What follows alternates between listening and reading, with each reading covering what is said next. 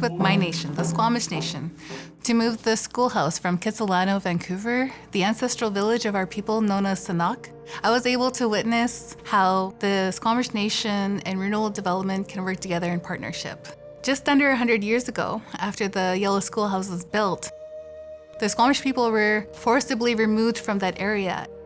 We were able to see the house being built, but we didn't get to see the children that enjoyed that place. Our children didn't get to enjoy that place. Instead of letting it go to the landfill, we're going to uplift the house.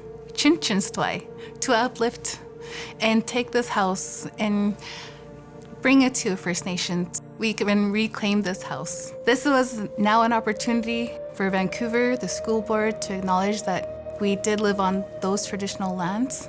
And by them gifting this house to our people, this is going to be a language nest. In this language nest, we're going to create firstborn speakers, something that hasn't happened in over 100 years. This quaint yellow schoolhouse has been perched at the corner of Cornwall and Maple since 1912. So this is a really good building. It shouldn't be demolished. In fact, it'd be tragic if it was demolished. And so we said, listen, why don't we look at relocating and repurposing it somewhere? Well, a century-old yellow schoolhouse in Kitsilano began a dramatic journey today. Saved from demolition, it will have a new home on the Squamish Nation on the North Shore. But first, it has a bit of a voyage to make.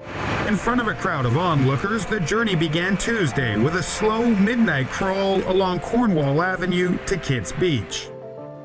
It holds that special place in our heart as well because it's moving from a village of ours over here, and it comes in our hands to now protect it. For our children in our community, all of our moms are going to be able to gather here. We're going to share meals together.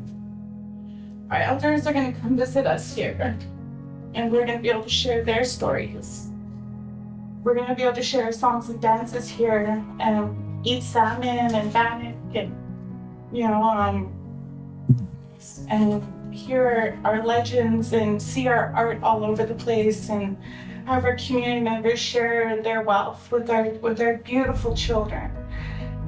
Thank you to everyone who made this happen for future generations to come. It's I don't know if you know how important this is.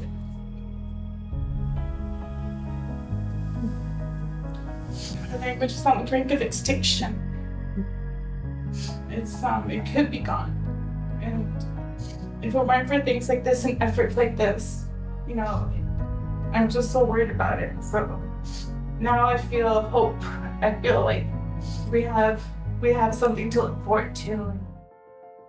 We're really glad that to those who had the foresight to be able to say, don't tear this building down, and to be able to know that we can carry on after all the hardships our people have faced, going through first colonization, being put onto a reserve, and then being put into residential school, and as all of this is part of the Canadian government working with churches for the assimilation process, and being able to remove the language and culture, and our old people held on to it and went underground and kept our language and culture, so that now we're flourishing as a nation, and that pride in being able to speak our language is making our young people stand tall and proud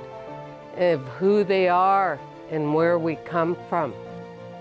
This yellow house is going to be able to house babies 0 to 3 years old with their mothers to learn the language. That's a beautiful act of reconciliation.